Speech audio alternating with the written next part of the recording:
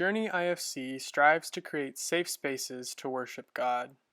Know that you are welcome just as you are, regardless of religious background or lack thereof, skin color, political affiliation, sexuality, age, culture, or any other label you own or society throws on you. You are welcomed and celebrated here just as you are. Good morning. I'm Julie. Hi, Julie. Hi. Howdy. I'm going to be doing the reading today, but before I start, I may not say some of the words right, so please. Oh, yeah. Oh, we gave you that. We're so perfect here. I know, but others on Zoom may not realize that. You know. It's a reminder we're not perfect. 1 Kings 11, 1 through 8. Sorry, my reading's coming home today. Our character this morning is the ever-busy son of David, King Solomon, who we will see had a great deal of wealth and experiences.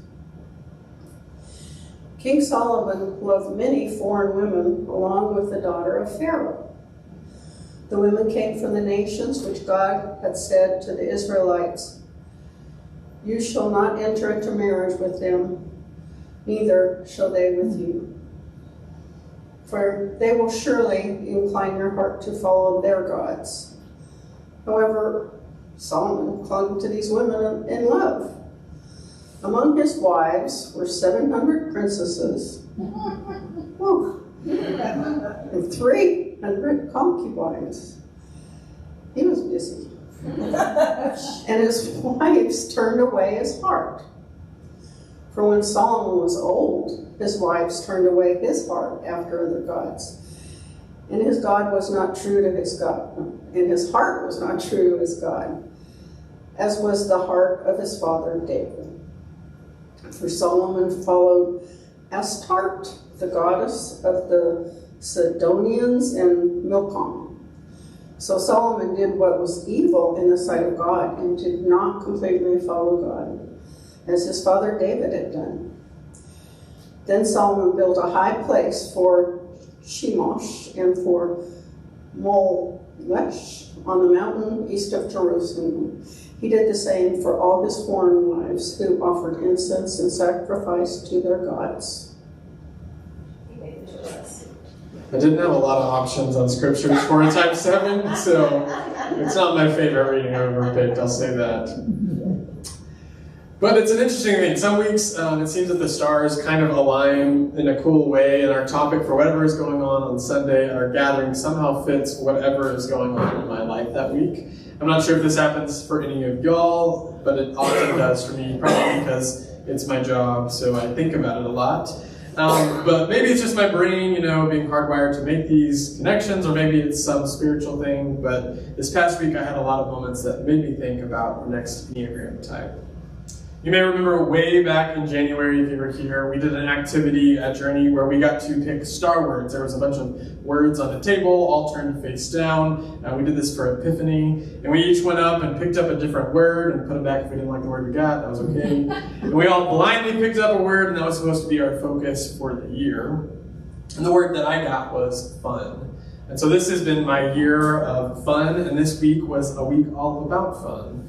All weekend I've been volunteering at Austin City Limits Music Festival, where I've been surrounded by some live music, people dancing and singing, and a whole lot of, you got it, fun. I will even be there later this afternoon, like right after this, I'm leaving to go that way. And yes, I am very tired. You may be wondering how this relates to our types of the week, and I promise it does, because our next Enneagram number is type 7, which is given a couple of titles: the Enthusiast, the Adventurer, the Energizer. Type 7s are high energy and active types that love living life to the fullest, and they love having a lot of fun, just like my star word for the year. I felt very 7-like all week as I explored new things, and especially this weekend as I danced and sang along to some of my favorite artists and some of my favorite music at ACL. But sevens are more than just fun seekers. Sevens are busy variety seekers that can be spontaneous, sometimes scattered, often enthusiastic. Their deep core fear is of being deprived and in pain. Therefore, their goal is to relieve themselves of pain through any means necessary. They desire to be satisfied and content and to have their needs fulfilled. Sevens want to be happy, so they are motivated by planning enjoyable activities, by contributing to the world around them, and by avoiding suffering and pain. At their best, they're fun-loving, productive, charming, curious. At their worst, they can become narcissistic, impulsive, rebellious, and even self-destructive. But sevens ultimately are this type that radiates joy and optimism. They make great friends who can help us explore more and learn new things and push our own personal boundaries. And since sevens love variety and newness so much, they're also called the generalist because they can do a lot of activities. Listen to King Solomon, right? But they master very few of them. In fact, they get bored so easily that they will move on to the next thing before it gets old and loses its flavor, right? Sevens will often have multiple jobs or professions that keep them busy and entertained. They can struggle with being tied down to one job or even to one partner. It's all of it, I'm just saying connections, it makes sense. And sevens always want an escape route. They always want an option that they can push the button, pull the cord, and they can be out of there. Growing up, looking at their childhoods, many sevens had some kind of traumatic event occur early in their lifetime. And to deal with this pain, sevens learned that they had to repress their negative or painful experiences by viewing everything from a silver lining mentality. They also learned to plan ahead so that they could ensure that every day in the future would be pain-free, unlike that one day. Sevens, therefore, will tell their life story from a glass half full and rosy color-tinted perspective, ignoring the bad and highlighting the positives. And this serves to ease the sevens' anxieties around the hurts they have experienced. And speaking of telling stories, sevens love a good story. So if you know any chatty people, they could be a seven, who knows? You ask a seven a question and you should expect to get a saga in answer to that. They will tell great stories because they are narrative, big picture focused. Stephanie's laughing back there, so I think I'm saying something that's true to her experience. And this is not so that they seem better or because they want to show off or overpower the conversation. Honestly, they just love a great story, and they love it, especially if it has adventure in it. This week I listened to a podcast that Susan Corbin actually referred me to called Typology by Ian Cron, or Crone, I don't know, Cron, who is an Enneagram expert. And in this episode I watched Ian Cron interviewed Rob Bell, who you may know his name, who's a big megachurch pastor, and is now kind of one of the big models for like the deconstruction movement, and you know, you can like him or not, whatever. But in this conversation, Rob Bell said something that I thought summed up the seven really well. I thought it was a great quote. He said, "You could tell me that the barn is on fire, and I'd be like, ooh, s'mores." And I thought, wow, that is such a seven mindset. Because of this, the temptation of the type 7 is idealism. They crave a world where everything will be okay. In fact, they struggle with people who don't see the world as going to be okay. They want everyone to be just as idealistic as them. They often believe that if you just change how you think about something, then everything will get better, right? If only that were the case. A defense mechanism of the 7 is rationalization, or explaining away often injustices to ease their personal suffering or inability to change these broken systems around them. In churchy terms, 7s want to ignore the Good Friday parts of life and jump straight to Easter morning. But the 7s must learn to embrace these negative emotions and darker parts of life instead of running away and staying busy to cope with them. 7s can achieve a lot. They're just a lot like the 3, the type 3, the achiever. But sometimes all that doing is just a distraction from actually living their lives. The lie they tell themselves is that the next joyful moment is right around the corner, or held within that next adventure or that next achievement, but that almost their mentality never ends for them. As soon as they get to where they wanted to go, they're already looking ahead at what is next, thinking the more interesting option is not here, but there. The root sin of a type 7 is gluttony, They want to fill up, not necessarily on just food, maybe yes, that too, but they want to fill up on new things, new experiences, and this appetite is never satisfied. So now let's go to the next slide. So we'll do the triads and the wings now. We can see that 7s, like 6s, are in the head or anxiety triad. This means that 7 use their thoughts to make decisions, decide how to act in the world. And to deal with the core feelings that they have being in this section here of anxiety, 7s use distractions. 7s fear their inner world and avoid pain and anxiety by occupying their thoughts with exciting possibilities. If there is something stimulating to anticipate, then they are okay. And if we go to the next slide, we'll see that 7s in times of growth go to the perfectionist with that green arrow there. And the red arrow to stress, they go to the perfectionist. Under stress, 7s realize they need to focus their energies, and much like an average 1, they feel the need to restrain themselves, to become smaller. They begin to set limits on their behaviors and actions, which is deeply upsetting for a 7, because 7s do not like being told what to do, even if they're the ones telling themselves to do it. 7s in times of stress either get more restless and scattered, or become overly self-controlled and rigid. 7s can also take on some of the type 1 qualities of becoming really deeply passionate about their beliefs, but even to extreme levels. In unhealthy places, the 7's desire to share their story or their thoughts or opinions can evolve to debating and criticizing the viewpoints of others. Their repressed anger can boil over, and they may begin to vent frustrations and start scolding and nitpicking those they love. There are some warning signs for 7s to help them know when they are headed in a possibly unhealthy or dangerous direction. First off, if they feel this extreme need, which they have some bit of that always, but this extreme need to escape their anxiety and they're constantly focusing on that, then they may need to check in with themselves. Also, if they become debilitatingly addicted to anything, that's a sign that something's going wrong. I think that's a sign for a lot of us that something's going wrong. If they start having impulsive or infantile reactions, or periods of being out of control, or panic, or manic and depressive mood swings, that may be a sign that they need some more support or to get some help. All of these things here can reveal that there are needs that the type 7 needs filled that aren't being filled or met yet. But what about when 7s are in a healthy place, when they go to the green arrow, like I said earlier? Well, in growth, 7s go to the type 5, also called the investigator, which we'll talk about next week. It's our last type. Here, 7s can finally slow down and take a break from all that doing. Like the investigator, 7s can become analytical of their experiences and can be more effective in the work they put out. Also, when 7s can quiet their minds, they become more focused and more in contact with their true inner selves. They stop worrying about and running away from their anxieties and can act confidently. I realized I forgot to talk about the wings that 7's go into. It's imperfect, but I thought it was interesting because last week we talked about the type 6, which is kind of the worrier, and 7s can have a 6 wing, which is interesting. So this really fun person can also have a wing of being really anxious or worried, or they can have this challenger instinct where they want to challenge things and kind of that high aggressive type energy. And so it's interesting that they're in between really anxious and really aggressive, and they're wanting to have so much fun there. And I was thinking that with that song, it just came to mind, which I'm glad it did because I forgot to talk about it.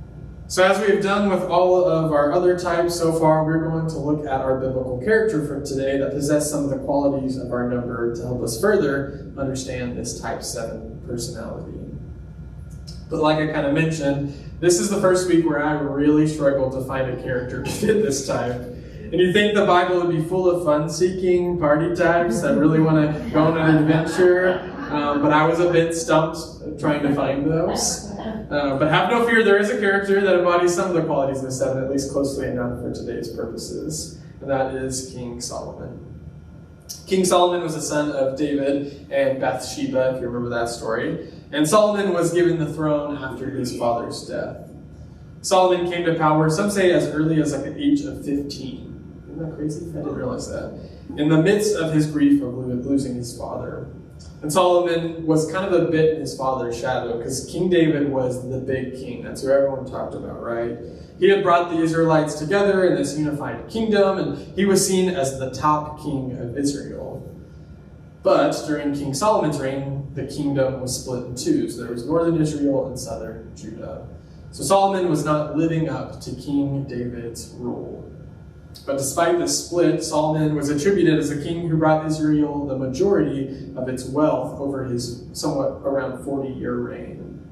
Solomon was also known for being very wise. There's, the wisdom of Solomon. A lot of stories are attributed to him that may or may not be, but apparently anything that was wise came from Solomon. They love a good story. And so he was known for being very wise and being a lover of many women, like 300 or 700 or 1,000 or however many it was. So to get an understanding of some of Solomon's legacy, what all he got, I wanted to make a brief list of just the things that I kind of flipped through and found that he was said to have possessed. So he had a large house with extravagant foods and many servants, all dressed in the finest of clothing. He possessed 120 talents of gold, or in today's currency, that would be about $225 million. Whoa. He had several hundred large shields, all made out of hundreds of shekels of gold each.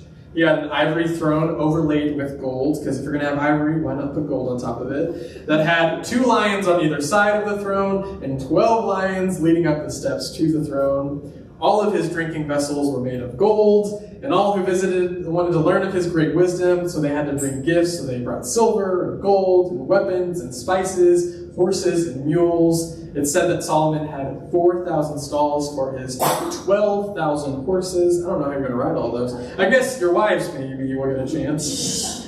Oh, and in 1 year he made over, in modern currency terms, over $1 billion.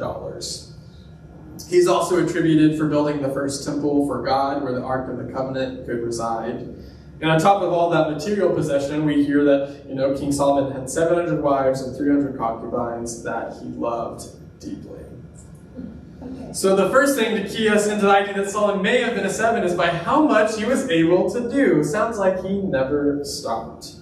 With all of his gifts and all of these wives, I don't know how he had time to do anything else, like ride those dang horses of his. This is similar to the 7's desire to do anything and everything that they can. And maybe Solomon could have been, doing all this to cope with the grief of losing his father. I don't know. I'm just speculating there.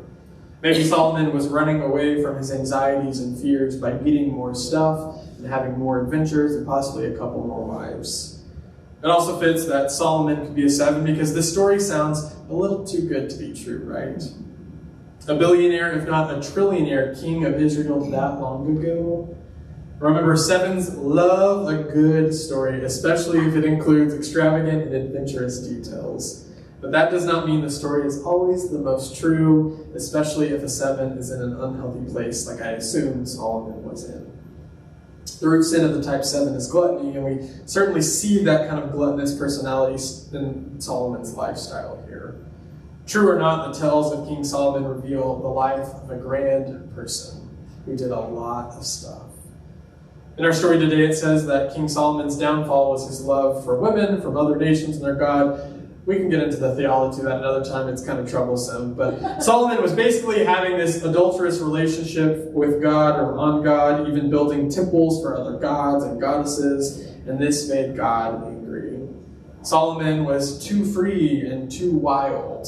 And I think God got a little upset of that because this was kind of leading Solomon into more dangerous territories and in relationships with other nations, and he was losing his power, and eventually this kind of led to the downfall of Israel at that time. But I think the reason Solomon's story is so extravagant is to show what happens when people in power go unchecked, and it reveals what can lead to the downfall of a kingdom, a people, an organization, a community.